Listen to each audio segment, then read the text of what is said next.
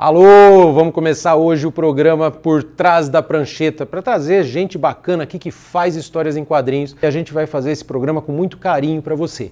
Conforme o programa for caminhando, você sempre vai ter ao final uma dica de quadrinhos. Então, no final dessa temporada, você vai ter um mini curso de quadrinhos, além de conhecer, de poder ter conhecido um monte de gente bacana que faz, que vive de quadrinhos. E nesse piloto, a gente tem a alegria de encontrar um dos roteiristas mais importantes do país, que daqui a pouco vai contar pra gente por que não é tão conhecido como deveria. Gerson, muito obrigado por você estar aqui, eu estou feliz demais, muito honrado de verdade. O prazer por você estar abrindo o nosso programa. Bacana. Eu falei que você é um ilustre desconhecido, né? Sim. Vamos contar aqui para o pessoal. Você trabalhou 20 anos na Editora Abril, sim, né? Sim. E na Editora Abril fez coisa Disney pra chuchu, tem personagens espalhados pelo mundo. Sim, né? sim. Está citado no Indux, que é o indexador Disney mais importante do mundo. O Gerson está lá com um monte de publicações, né? Quantas publicações Disney você fez, Gerson? Disney, acho que 2.000 páginas. No total, 2.000 páginas. Foram 20 anos, né? Eu sei que você vai de Patópolis ao bairro do Limoeiro, passando por outros planetas como a Fofolândia, por exemplo. Exatamente. Né? Teve Fofão, sim. Turma do Arrepio. O que mais? Que outras histórias que você trabalhou? Eu fiz 2.000 páginas da Disney, mas também teve Lulu Bola, então teve muita história minha, desenho do pessoal daqui. Uma coisa curiosa que todo mundo jura que não foi feito Lulu Bola no Brasil. E fizemos muita coisa aqui, né? Então o pessoal pensa que é um material só americano. Daniel Zulay, né? A Turma do Lambi Lambi, Seninha, o Palhacinho Alegria. Rapaz, foi tanta coisa que a gente fica até... Mas foram muitos projetos, né? Trabalhei também em projetos para empresas, né? Para Nestlé, CESP, bancos, né? Então, bem rodado dentro da Editora Abril. Explica para a meninada que está vendo a gente por que antes, né, o pessoal ali da época de ouro é tão pouco conhecido.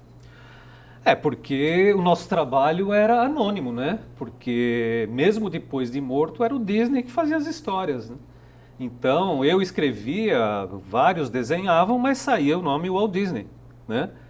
Então isso só foi mudar, acho que nos anos 90, quando a Editora Abril lançou Trapalhões, né? Até esqueci de falar dos Trapalhões.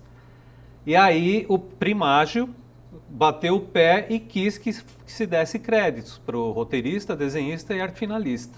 Porque assim, para o pessoal entender, antes lá no expediente, no final da revista, ali nas letras, tinha o seu nome.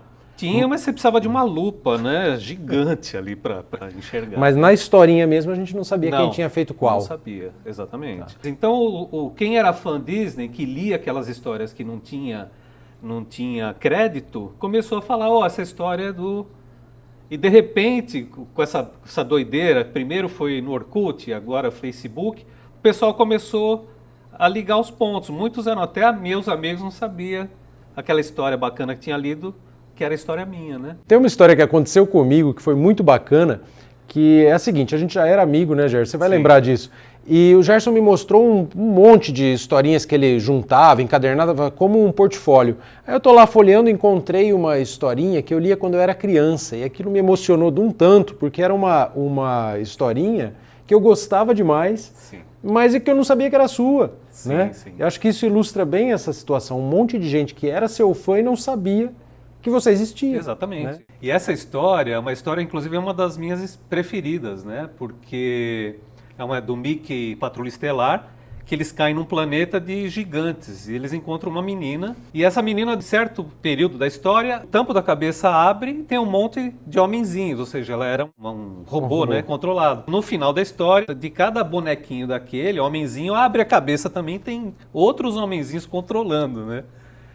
E é uma história que eu gosto bastante e eu fiquei feliz da tua reação de você gostar. Eu fiquei muito mais feliz de conhecer o autor. Agora, tem uma coisa legal, Gerson, que eu acho interessante também, que é o seguinte, o roteiro de quadrinhos, as histórias em quadrinhos, elas giram o mundo inteiro, né? Sim.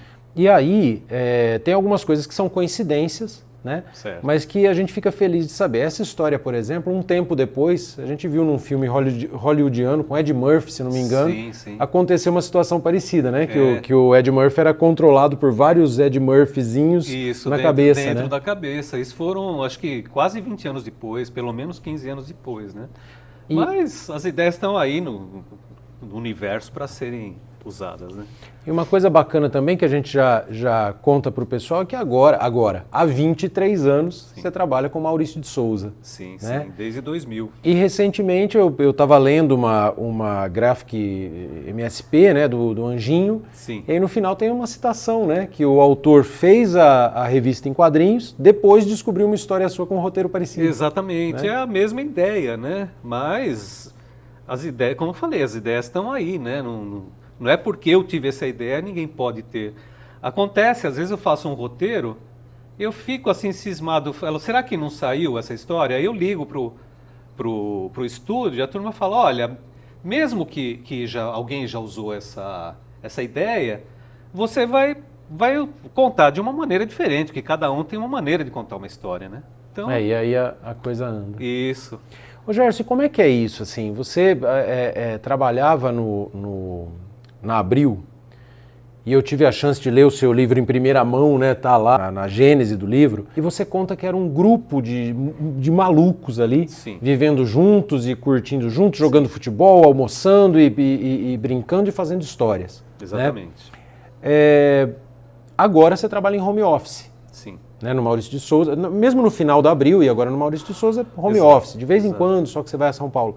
Como é que é para você, assim, um criativo por excelência, o cara dos roteiros, trabalhar sozinho ou trabalhar em equipe? Como é que funciona essa dinâmica para você? Olha, o que eu posso dizer é que era muito produtivo quando a gente fazia bagunça, né? Então, a gente fazia uma dinâmica tão gostosa, assim, todo mundo zoando todo mundo, né? Hoje seria considerado bullying, até muita coisa que a gente fazia politicamente incorreto, né? Mas era muito, isso estimulava a criatividade, né?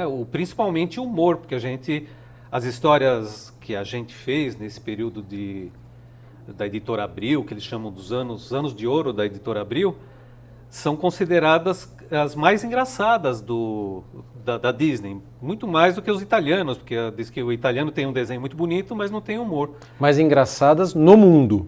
Sim, no né? mundo das histórias Disney, né? E muito disso foi estimulado por essa bagunça que a gente fazia. Era quase uma família, né? E hoje a gente sente que já é uma coisa assim, todo mundo olhando para o computador. Tem lugares que nem, não vou dizer que não tem essa interação, mas parece que o que eu sinto hoje é que não tem tanto essa interação, né? Essa brincadeira, tal. Hoje em dia até é meio condenado brincadeira, tem que trabalhar, né? Mas hoje você trabalha com uma lenda viva, né? Como é que é isso? Trabalhar com Maurício de Souza.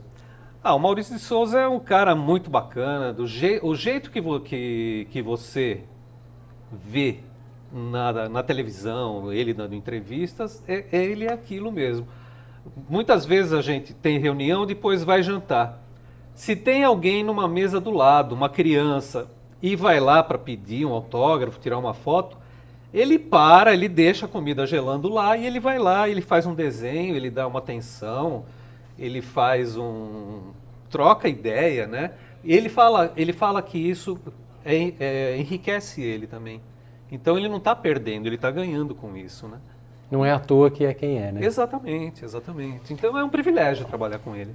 Agora, focando um pouquinho aqui para a nossa realidade, né? A gente está falando do Colégio FAP em Ribeirão, então eu vou puxar a sardinha. Sim.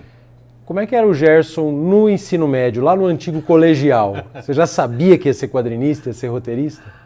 Olha, eu não sabia que eu ia ser roteirista, mas eu gostava muito de desenho, então eu vivia entrando nas campanhas de centro cívico, tal, eleição, eu fazia cartazes e vivia desenhando, né?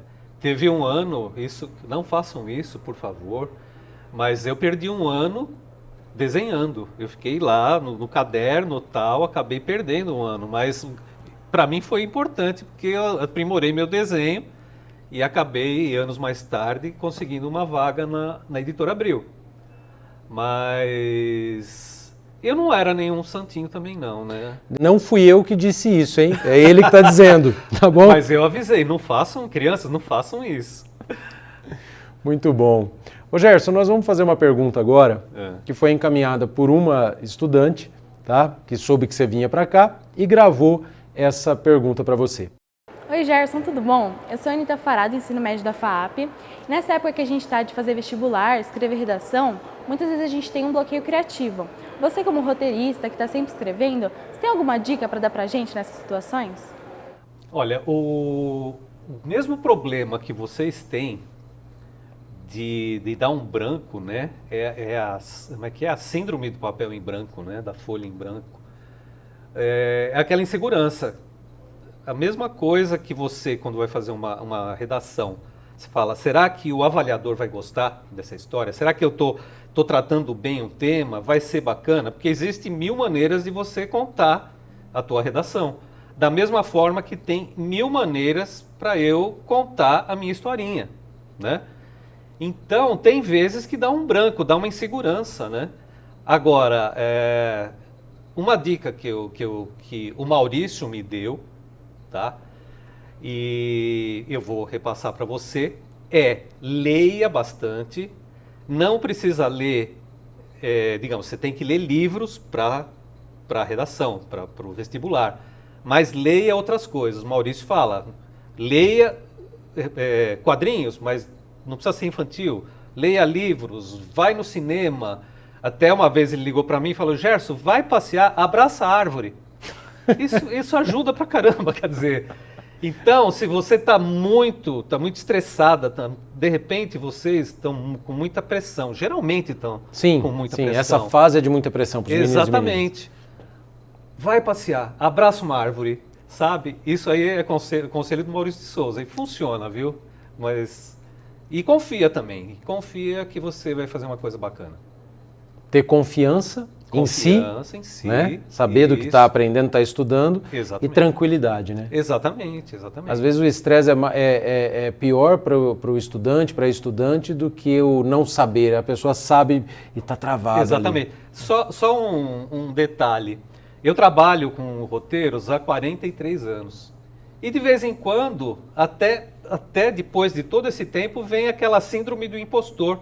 Que é aquilo, será que eu não estou enganando todo mundo esse tempo todo? Sabe, eu acho que eu enganei todo mundo. O que eu escrevo não é bom, então dá aquela insegurança. Mas deixa isso para lá. Vocês têm que se focar, fazer uma redação bacana e passar na faculdade que vocês querem. Ô Gerson, para a gente terminar e ir para a nossa prancheta, ir lá para trás da prancheta para você mostrar como é que se faz um roteiro, eu queria que você contasse aquele causo lá da Editora Abril e como ele virou história em quadrinhos depois, do arrastar o pé no chão. Você sabe do que eu estou falando, né? Sim. Conta para o pessoal. Sim. Bom, eu falei que muitas coisas que a gente fazia eram politicamente incorretas hoje em dia, né? E uma delas, existia um arte finalista, que ele é um cara muito bacana, e pelo fato dele ser muito bacana, ele era muito zoado. Não era zoado, a gente fazia brincadeira, mas algumas brincadeiras passavam do limite, né? E nós trabalhávamos na Editora Abril, era um prédio mais ou menos antigo, e era carpete. E a gente usava, e dá muita eletricidade estática, principalmente quando está muito seco, né? Então você esfregava, você andava, encostava nos armários, dava aquele choque, né? Então o que eu fiz? Eu chamei alguns outros roteiristas e combinamos de todo mundo ir arrastando o pé, e quando chegou perto do Acácio, todo mundo encostou a mão nele. Então foi tac, tac, tac, aquele monte de choque no Acácio, né? E isso ficou famoso na redação. Virou um meme na época. Virou um meme na época.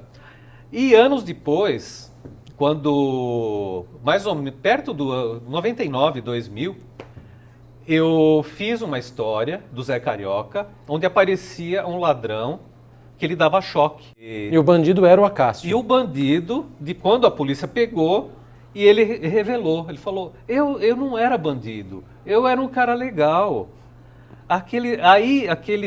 aquelas criaturas abomináveis dos roteiristas me davam um choque todo dia. Aí eu caí para a carreira do crime, né? E essa história eu tenho até hoje, tem muitos fãs Disney adoram essa história, porque misturou a realidade com a ficção, né? E essa brincadeira que se fazia no estúdio. Vamos então mostrar pra gente como é que faz um roteiro de quadrinhos? Vamos lá. Bom, o roteiro começa numa folha de papel em branco, né? Digamos que eu vou fazer uma história aqui do Chico Bento, vai? Aqui tem uma revistinha do Chico Bento. Essa é uma página de RAF, de roteiro, né? RAF seria o layout que a gente faz desenhado, né? E aqui é a paginação como na revistinha, né? Na primeira página tem o quadro grande e depois nas outras são em 4 tiras, né? Então, digamos, eu tenho uma ideia na cabeça. Vai ser uma história do Chico Bento. E vamos dizer que for essa aqui. Quando eu criei essa história, eu tinha que jogar onde ele estava. Então, eu tive que colocar ele... Geralmente eu faço assim, que é um desenho que não tem a obrigação de ser tão perfeito, porque depois vai passar para os desenhistas, mas eu tenho a obrigação de passar para o desenhista onde o Chico Bento está. Então, geralmente eu faço assim, eu mostro que ele está dentro de casa, lá fora tem uma árvorezinha e tal, aí você coloca um chão ripado, que mostrar que ele está dentro de casa. No caso aqui eu pus uma mesinha, né? Ele está pensativo. Tá? Aí eu ponho o balão, né? Se é um balão ou se são 2. E aí vai, né? Aqui no caso eu vou mostrar uma história que já está pronta, né? Essa história do Zé Carioca saiu do universo do Maurício. Eu trabalho para a editora Culturama também, que é a editora que ficou com os direitos da Disney, dos personagens Disney. Essa é uma história que foi feita para o lançamento na Bienal de São Paulo do ano passado. E o tema é Sherlock Holmes, né? Seria o estudo em vermelho do Sherlock Holmes. A gente fez uma brincadeira. Então, essa história é do Zé Carioca, que ele cai um arquivo em cima dele e ele vai parar no período na Inglaterra, na época do Sherlock Holmes, né? Então, eu tenho aqui, esse é o roteiro, e eu trouxe o livro, como foi que saiu essa história.